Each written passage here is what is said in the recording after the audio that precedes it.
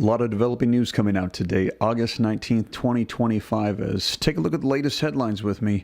World War III fear is back as Kim Jong-un sends a nuclear warning to the United States and South Korea. Here's what the Supreme Leader is planning. Now, also, take a look at the headlines coming out today. North Korea's Kim gives nuclear orders. I'm going to share with you exactly what it is that Kim Jong-un has been saying in the last 24 hours regarding nuclear threats to South Korea and to the United States. Now, this comes as well as I let you know yesterday. Take a look at the headlines that had come out that Iran issued a new war warning as well, saying that we could be entering war at any moment with Israel and the United States, and there was direct threats made to the U.S. in the last 48 hours from Iran as well. Now, this comes while we are also watching the live coverage coming out today. Trump vows he is not going to be sending U.S. troops to Ukraine as we are the peacekeepers. President Donald Trump said European nations would be willing to commit soldiers to protect Ukraine from further Russian attacks. Things are escalating with that conflict. Donald Trump saying that U.S. troops will not be involved. He is trying to come to some sort of an agreement to stop the conflict. If you appreciate the efforts made by the Trump administration at this time, drop a 47 in the comments and hit that like button. Also coming out today, the UK is preparing to send those troops to Ukraine as a part of a reassurance force if a peace deal is struck. Ukraine, just a couple of hours ago, hit by multiple Russian strikes amid U.S.-led push for an end to the war. And take a look, they're trying to come to some sort of an agreement. Why does Russia want Ukraine's Donbas region? Let me know your thoughts in the comments. Are we going to be entering into war, or will there be peace? But we are seeing conflicts across the board. Today, North Korea issuing nuclear threats to the United States and to South Korea. We also saw yesterday Iran issuing out threats to the United States and to Israel. And today we are seeing as well potential negotiations, peace agreements being made between Russia and Ukraine. But we're also hearing the UK is preparing to send over soldiers. Donald Trump vowing that there will be no U.S. troops being sent to fight on behalf of Ukraine with the conflict that is taking place over there. So there's a lot going on. And as you saw in that first headline, major concerns about World War III are starting to circulate yet again today, August 19th, 2025. So I'm going to get you caught up on the latest headlines so that way you can see it for yourself, know exactly what is going on as of the past couple of hours. Major updates coming out. Now, I'm going to put it on the screen, read right from it, hyperlink these in the description so you can click them, see them for yourself, the dates, the sources. And if you appreciate that, trying to hold myself accountable to the viewing community, take a second, hit that like button for me. It helps spread this out further. And if this is your first time here and you want to stay up to date, it's totally free. Why not? All you got to do is hit that subscribe button, turn on that notification bell. You'll be notified as soon as updates come out. Gary Shreve, thank you for that $10 super chat. He says, Iran wants to stay relevant. North Korea doesn't want to be left out of peace deals. Soon China will fold. It's all done till the next president. Vote smart. Keep the peace.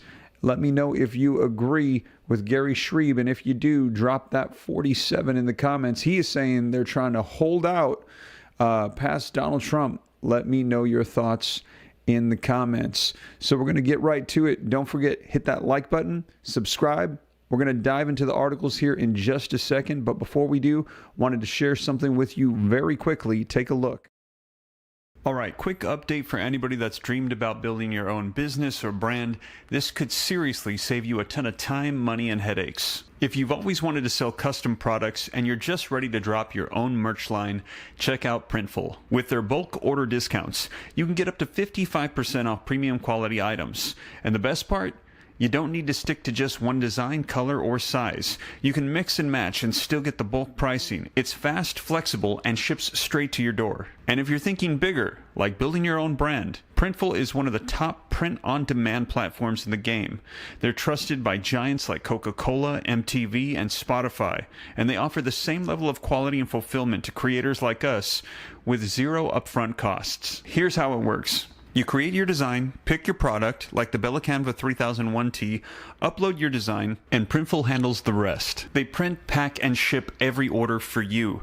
No inventory, no guesswork. So whether you're ordering 200 tees for your team or launching a Shopify store to sell hoodies worldwide, Printful has your back. You focus on the vision, they handle the logistics. You can learn more and get started today with the link in the description or go to their bulk order page at printful.com/bulk-orders. Thank you to Printful making that available today. Now, let's go ahead and take a look at these articles so that way you can see it for yourself. Let's go ahead and start off with this article that says World War III fear is back. Kim Jong-un sends nuclear warning to U.S., South Korea. Here is what the Supreme Leader is planning. Now, the synopsis: U.S., South Korea, intensified military nexus, and the muscle flexing are the most obvious manifestation of their will to ignite a war. Kim Jong-un was quoted as saying by the official Korean Central News Agency. So we're hearing North Korea's leader, Kim Jong-un, is coming out, and he is saying that right now the United States and South Korea are ramping up for war.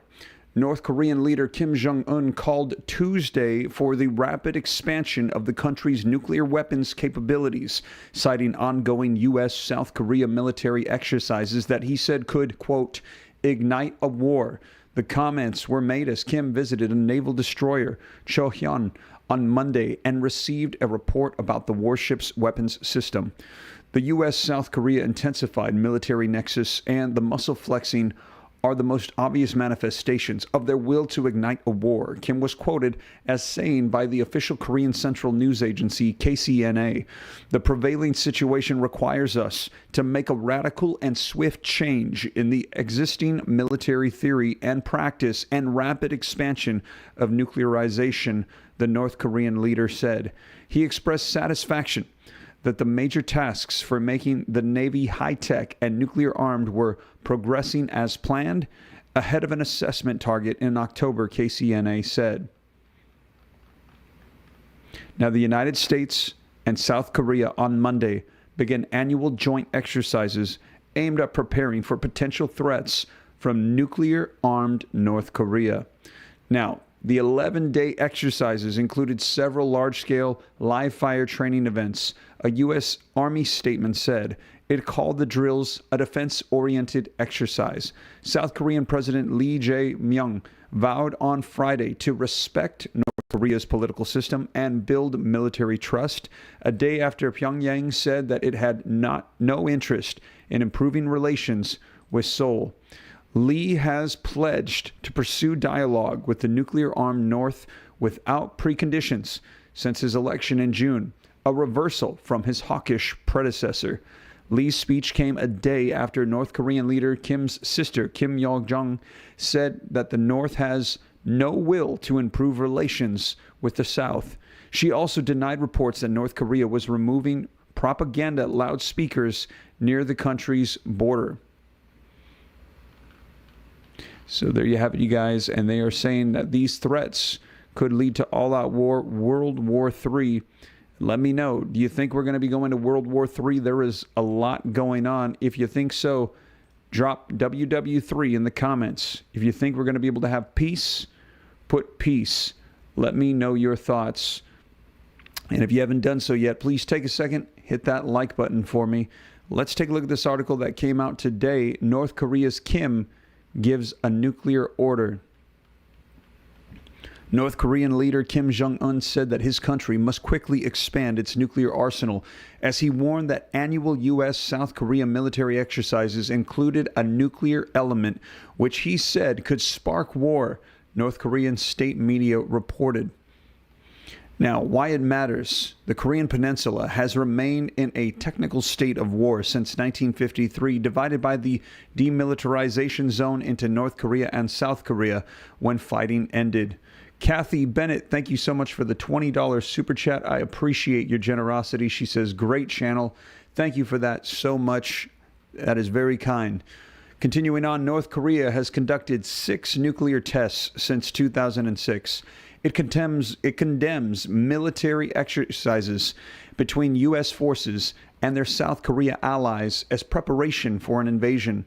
In the latest comments, Kim accused the United States and South Korea of intensifying their exercises and demonstrating their will to ignite a war.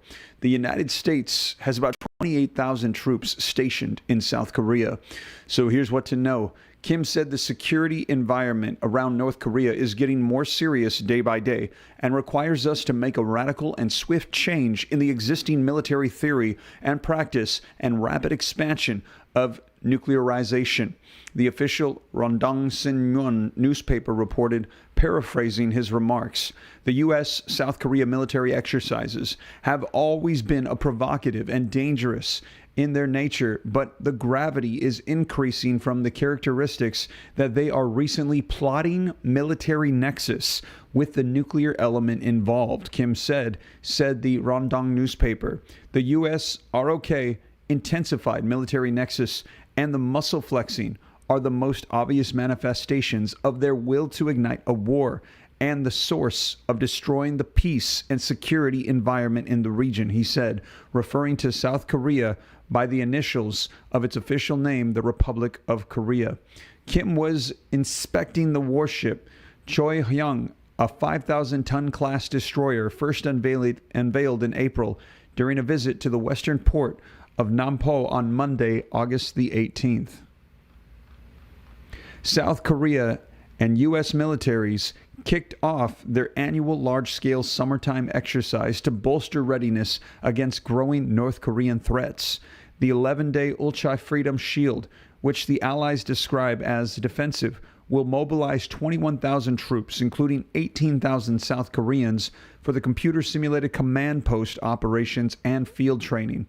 President Donald Trump held 3 meetings with Kim during the U.S. president's first term, though no breakthrough was achieved. Trump raised the prospect during his election campaign last year of reviving his effort to press North Korea to give up its nuclear missile program. North Korea's neighbor and ally, China, also calls for the denuclearization of Korea's peninsula.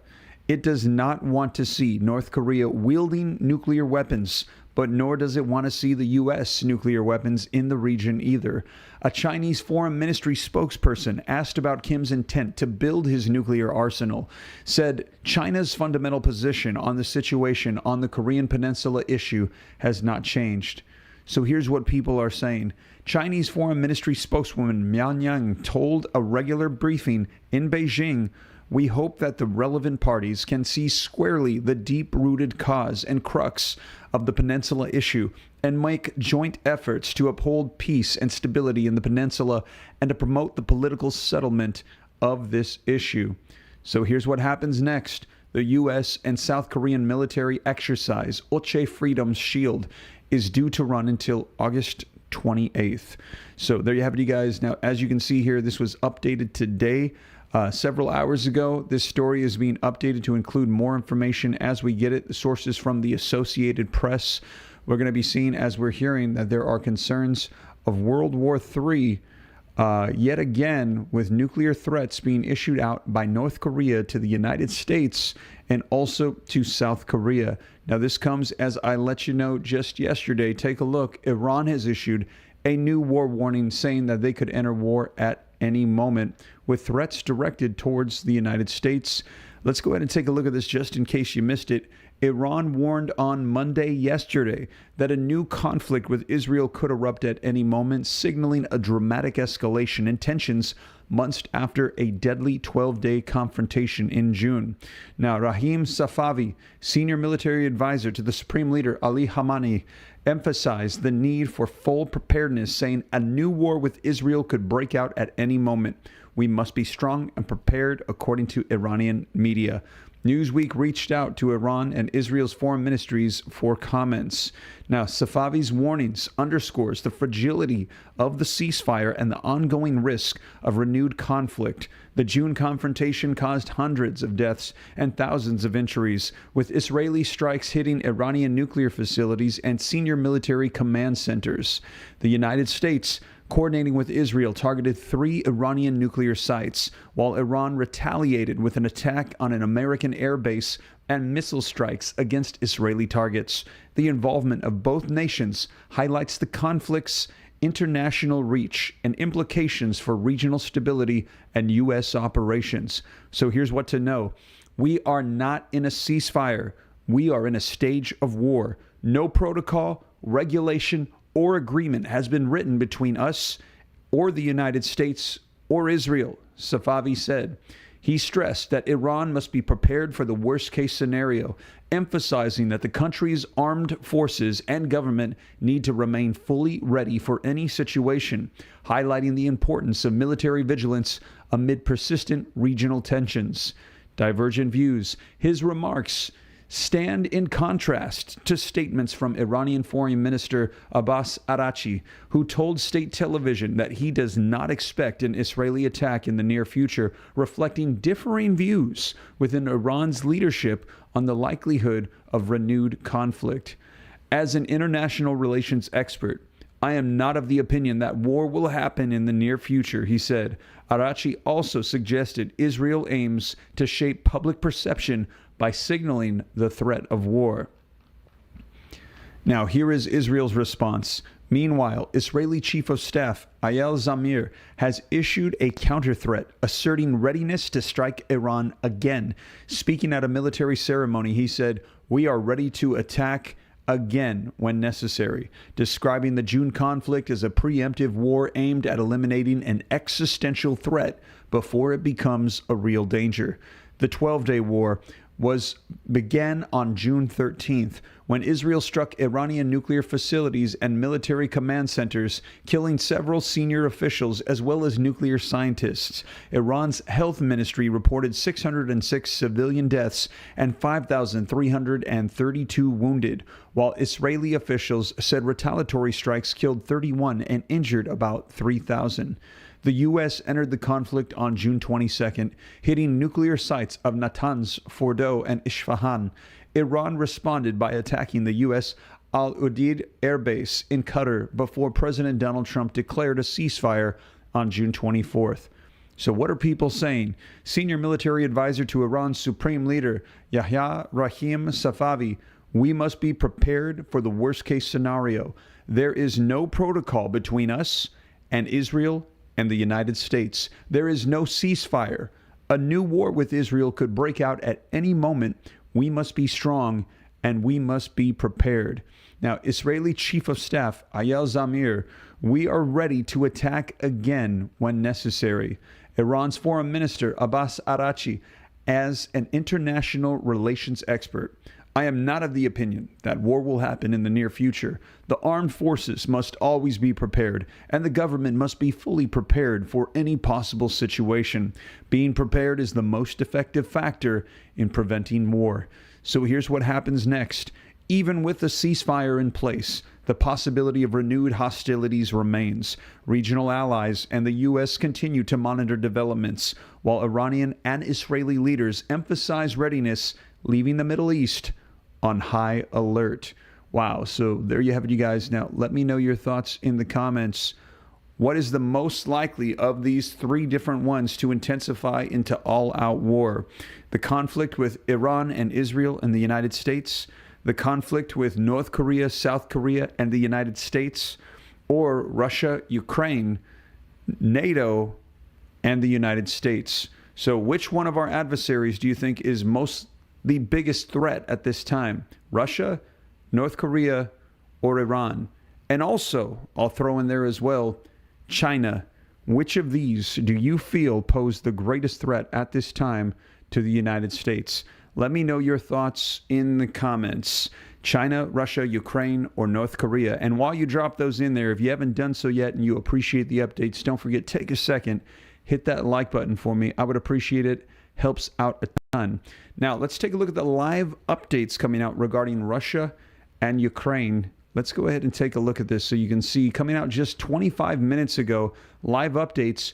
Trump has now vowed that he will not be sending U.S. troops to Ukraine as peacekeepers, President Donald Trump said European nations would be willing to commit soldiers to protect Ukraine from further Russian attacks. Let's take a look at this just very quickly. What to know today. Peacekeeping forces. President Donald Trump pledged today that he would not be sending U.S. troops into Ukraine to help secure it against Russian attacks, saying European nations would provide peacekeeping forces. So he said European nations can go ahead. The United States will not be sending over our troops. Russia-Ukraine bilateral. White House Press Secretary Carolyn Leavitt said this afternoon that Russian President Vladimir Putin told Trump he would meet with Ukrainian President Volodymyr Zelensky during a call yesterday after Trump met with the Ukrainian and European leaders at the White House. DOJ probe. The Justice Department is investigating whether Washington, D.C. police manipulated crime data to make the city's crime rate appear lower than they actually are. Two senior law enforcement officials confirmed to NBC News. Oh, that is switching over to a DOJ probe. Different topic. They're leaning away from the conflict in Russia and Ukraine. But you can see those first two bullet points there covering what has been happening, coming out in just the last 27 minutes with the live feed. Let's go ahead and take a look at this one as well. UK is now preparing to send troops to Ukraine as a part of a reassurance force if peace deal is struck. It comes after Donald Trump said that he had spoken directly with Vladimir Putin to begin planning a meeting between Russian leaders and Ukraine's Volodymyr Zelensky. Let's go ahead and take a look at this. It says the UK is preparing to deploy troops to Ukraine as a part of a reassurance force if a peace deal is reached with Russia. But Donald Trump has ruled out the U.S. doing the same. The pledge came after Sir Keir Starmer co-chaired the meeting of the Coalition of the Willing, attended by more than 30 international leaders, to lay out plans to meet their American counterparts to agree security guarantees for Ukraine to deter future Russian aggression. Now, the virtual meeting on Tuesday, which followed the leaders' talks with Mr. Trump and Volodymyr Zelensky in Washington on Monday, also discussed possible further sanctions on Russia to pile pressure on Vladimir Putin to end the war. But the question remains about how genuine the Russian leader is about wanting to find a peace after 3.5 years of devastating conflict. Just hours after the meeting, Moscow launched its largest aerial attack in months, firing 270 drones and 10 missiles at central Ukraine. And while the U.S. president is pushing for the first face-to-face meeting between the Russian and Ukrainian presidents in 6 years, Putin's reported initial suggestion of Moscow for the venue was quickly rejected by Kiev. Korean leaders are now trying to nail down the specifics of what any U.S. security guarantees will look like. While President Donald Trump has said the U.S. would be willing to help with some aspects, such as providing air support, he has ruled out putting U.S. boots on the ground or allowing Ukraine to join NATO. Mr. Trump's envoy, Steve Witkoff, suggested over the weekend that measures similar to NATO's Article 5 mutual defense provision, which considers an attack on one member to be an attack on all, could be offered by the U.S. without Kiev joining the alliance. President Zelensky has hailed the promise to provide guarantees as a major step forward, adding that the plans would be formalized on paper within the next week to 10 days.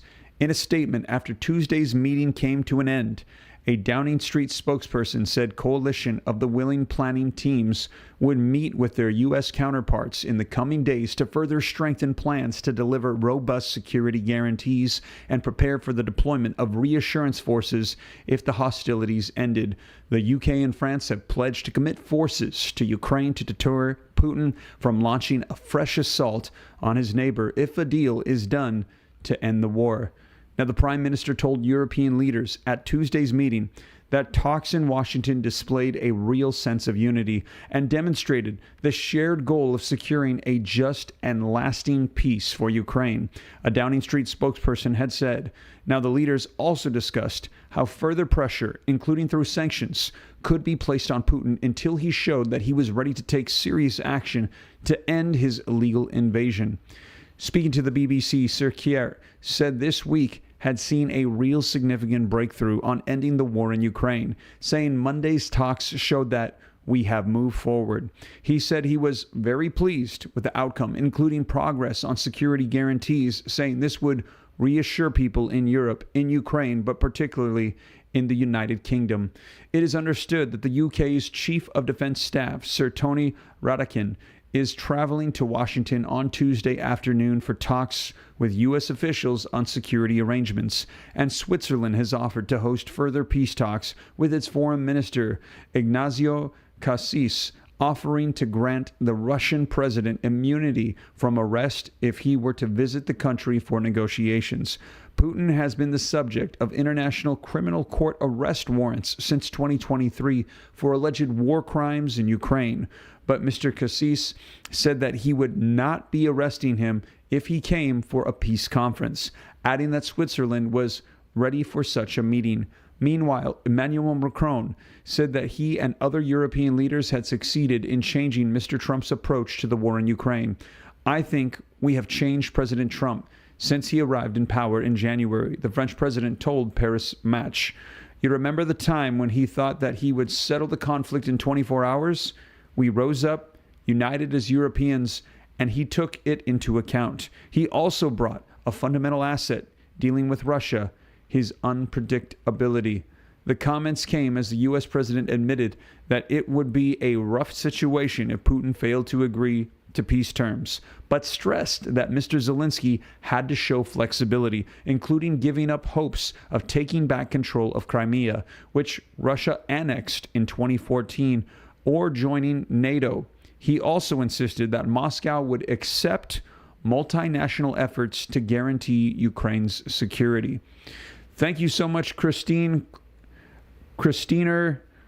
Kellerman, for the $2 super chat. Hi, Steve. Drink some hot tea with lemon and honey. Thank you so much. I definitely will be doing that. Also, thank you for hitting those likes. I see we've got over 800. We've got almost 1,600 people with me. That's half the room. That is awesome. If you appreciate the updates, please take a second as well to hit that like button if you haven't done so yet. Helps out the channel a ton. Thank you so much. Reading on, speaking to Fox News about Ukraine giving up hopes to joining NATO, Mr. Trump said everything had worked out well when Ukraine was considered a buffer between Russia and the rest of Europe because Putin did not want an enemy on his border. It was always the thought that Ukraine was sort of a buffer between Russia and the rest of Europe, and it was big, a big, wide buffer. Everything worked out well until President Biden got involved, he said. And let me know if you agree in the comments. If so, go ahead and drop a 47 in the comments if you feel like President Donald Trump is doing a great job. And if you agree with him, things were going great until Biden got into office, and then we started seeing things fall apart. Drop a 47, hit the like button if you agree. Now, also, we have seen that while this is all going on, it does appear that Russia has been attacking, as we read in that last article. Go ahead and take a look here. You can see Ukraine hit by multiple Russian strikes amid U.S.-led push to end this war. Now, the article coming out today says, as diplomatic efforts to end the grinding war in Ukraine accelerate in Washington, there has been no let-up in the fighting as Russia launched 270 drones and 10 missiles in an overnight attack on the country, the Ukrainian Air Force has said. Ukraine's energy ministry said Russia had targeted energy facilities in central Poltava region, home to Ukraine's only oil refinery, causing large fires on Tuesday today. Now, the attack was the largest in months and came a day after United States President Donald Trump hosted Ukrainian President Volodymyr Zelensky and European leaders at the White House for talks on his peace efforts. Russia and Ukraine also said they swapped more bodies of their fallen soldiers on Tuesday as parts of deals reached during peace talks in Istanbul, Turkey, earlier this year. Today, we handed over 1,000 bodies of Ukrainian armed force soldiers to the Ukrainian side. They gave us 19. Russian President aide Vladimir Medensky, who led Russia's delegation during the 3 rounds of talks facilitated by Turkey, said on Telegram. Ukraine's coordination headquarters for the treatment of prisoners of war confirmed receiving the bodies of 1,000 of its servicemen, expressing gratitude to the International Committee of the Red Cross for assisting in this swap. Now, Moscow and Kiev conducted 3 rounds of renewed peace talks in Istanbul on May 16th, June 2nd, and July 23rd, which produced major prisoner swaps, but little else besides draft memorandums outlining the positions of both sides, which the other wouldn't accept for a potential peace deal. Now, peace efforts reached an advanced stage after last week's summit between Trump and Russian President Vladimir Putin in Alaska, and then a follow-up meeting between Trump, Ukrainian President Volodymyr Zelensky, and European leaders in Washington on Monday yesterday. Major sticking points of the peace talks are said to be potential land swaps and security guarantees for Ukraine. So, wow. Let me know your thoughts. We're hearing that Russia could likely be getting parts of Ukraine. They're saying they want that land swap. And take a look here. You can see it for yourself. Why does Russia want Ukraine's Donbas region? Russia seeks Donbas for strategic, economic, and symbolic purposes. But experts say Moscow's territorial claims are dubious. So this is what is currently going on with the negotiations. Let's go ahead and take a look here as leaders of Russia, Ukraine, and the United States and Europe met to discuss a possible Russia-Ukraine war endgame. One part of Ukraine drew increasing attention, the Donbas, an industrial region in the eastern part of the country that has been a primary battlefield in the current war. Since Russia invaded Ukraine in 2022, it has come to control a majority, but not all of, the Donbas. Now, after its invasion, Russia held elections that election specialists criticized as illegitimate in 4 Ukrainian territories. Russia then annexed the 4 territories.